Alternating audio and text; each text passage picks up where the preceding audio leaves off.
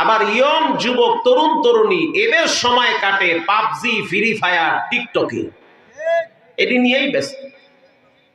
সাফেরে নিয়ে টিকটক বানায়। ওরে মোর চান কপাল রে, কি কপাল! লেজ দিয়ে ঘুরাইতে আছে, আর একজন রে কয় তুই ভিডিও কর, ফেসবুকে ছাড়িয়ে দিব, সবাই আমারে কইবে হিরো হয়ে গেছে। তো সাপের লেজ ধরে ঘুরানো শুরু করছে। সাপ তো ঘুরতে ঘুরতে চিন্তা করে মুই কি দেশে আছি না মুই ইন্ডিয়ায় আছি, এত ঘুরাই। ঘন্টা খানেক পর দেখে সাপ বেটকায় রয়েছে, মনে করছে মরছে, আসলে মরে নাই, বং ধরছে। শয়তানে কামড় দিলে যা হয়, চিন্তা করতে আছে সাপের লেজ ধরছি, এতে তো মনের শখ মেটে নাই, তো সাপের কল্লা ধরিয়া কপালে একটা জুমা দিব, আর তুই ভিডিও কর, ভালো করে কর। ওরে গান যাবো। এইবার সাপের কল্লা ধরিয়া চুমা দিতে গেছে, এই কুড়িগ্রাম নাগেশ্বরীতে পত্রিকায় আসছে। তো যখন চুমা দিবার গেছে, সাপ চিন্তা করে তুই দিবে কি, তোর এই চুমা দিয়ে আগে। কথা ঠিক না ব্যাঠি? ফস করে মাইরা দিছে, এখানে একের জায়গায় কে করে উঠছে। এই হলো অবস্থা। দেখেন নাই কয়দিন আগে টিকটক আর ফাটি রেল লাইনের সামনে খাড়াইয়া ভিডিও করে, ট্রেন আইসা মারছে ধাক্কা, এক ধাক্কায় সিটার নিয়ে হয়েছে। ঠিক না ব্যাঠি? আরে মুখে পরিশীললে কথা।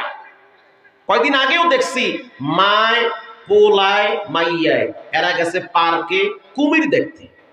আচ্ছা, কুমির দেখতে গেছো ভালো কথা, দূর থেকে দেখো। পোলায় কইতে আছে যে মা, কুমিরের ফিডে হাত দিয়ে মুই একটা ছবি তুলবো, মোরে কি একটু অনুমতি দেবা? মায় কইতে আছে কে, তোরে কি শয়তানে কামড়ায়?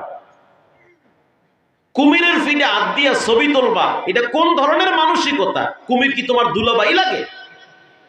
না, মুই তুলমু, ফেসবুকে ছাড়মু, বন্ধু বান্ধব দেখবে যে মুই কুমিরের ফিডে হাত দিয়ে ছবি তুলছি, আর সবাই বলবে মুই একটা হিরো হয়ে গেছি। মোর কথা কি বোঝেন?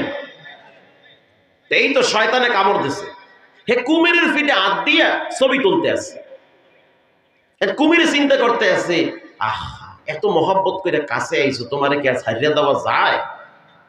তো কুমিরের লেজ দিয়ে মারছে বাড়ি, বাড়ি মারার ঠেলায় খপ করে ধরছে মাজারে হিন্দে। তো ধরার সাথে সাথে মা কইয়া চিৎকার মারছে জোরে, তো কামইবে না, অত লইয়েই গেছে ভিতরে। তো যার কাম নাই হে করে আকাম। কথা কর না কাম। লেখাপড়া করো, লেখাপড়া ভালো না লাগলে বাদাম বিক্রি করো, অটো চালাও, রিক্সা চালাও। বাবার পকেটের টাকা নিয়ে তুমি ফেসবুক, টিকটক, ইউটিউব নিয়ে ব্যস্ত হবা কেন? নিজে পরিশ্রম করে টাকা বাবার হাতে তুলে দিবা। যেদিন পদ্মা সেতু বাংলাদেশে নতুন উদ্বোধন হয়েছে, ওই দিন এক যুবক পদ্মা সেতুতে খাড়াইয়া খাড়াইয়া মরতে আছে, পত্রিকায় দেখছেন আপনারা। আচ্ছা, আপনারা বলেন ডাইনে বামে কি মোতার জায়গা নাই? কথা কর না কেন? তো ওখানে খাড়াইয়া মোতা লাগবে কেন? সমস্যা কি? পদ্মা সেতু তো কোনো বাবার সম্পদ না, এটা জনগণের টাকার সেতু। আসতে বলবেন না, জোরে বলেন। এখানে আমার টাকা, আপনার টাকা, বিএনপির টাকা, জামাতের টাকা, হেফাজতের টাকা, সবার টাকা। তা তুমি হেনে মরতে যাও কা? শয়তানে হুজুর কামড় দিছে। শয়তানে যদি কেউ খোসা মারে, হে কাম তুই আকাম করে। এই মজমায়ও দেখবেন কিছু মানুষ 2-2.5 ঘন্টা বয়ান টয়ান শুই না, সেই বয়ান এক টানে তারাস, আর এক টানে ওই রাজশাহী, টান আর টান, সেই রকম বয়ান। ওরে সুর, ওরে সুবহানাল্লাহ, তো সুর আর সুর। এই কইয়া বয়ান টয়ান হইন না, যাওয়ার সময় কইবে টুফি খোল, বিড়ি আর একটা ধরা। কথা কন না কেন? আল্লাহর রাসূল বলেন, আলা উখবিরুকুম বিআহলিল জান্নাহ, আমি কি বলবো জান্নাতে কারা যাবে? রাসূল বলেছেন। এবার সাহাবীরা বললেন, বালা ইয়া রাসূলুল্লাহ, অবশ্যই বলবেন জান্নাতে কারা যাবে। আল্লাহর রাসূল বলেন, জান্নাতে তারাই যাবে যারা সহজ সরল দিলের অধিকারী। আরো জোরে বলেন, সহজ সরল দিলের অধিকারী। একজন গ্রাম্য সাহাবী এসে বলে, মাতাসা, কিয়ামত কবে হবে? আল্লাহর রাসূল বলেন, হে সাহাবী, কিয়ামতের জন্য তুমি কি প্রিপারেশন নিয়েছো?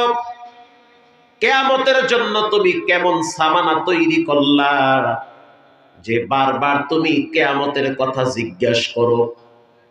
ওই সাহাবী সরল দিলের অধিকারী, পেঁচ গোছ বুঝে না, নরম মানুষ, একেবারেই সরল দিলের মানুষ।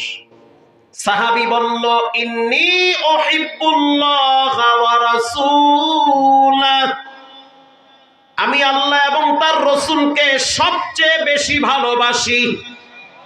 আল্লাহু আকবার, জোরে বলেন। আল্লাহর রাসূলকে প্রশ্ন করলো কিয়ামত কবে হবে? ভাই ইকু কমায়া মনিটরের সাউন্ড দেন,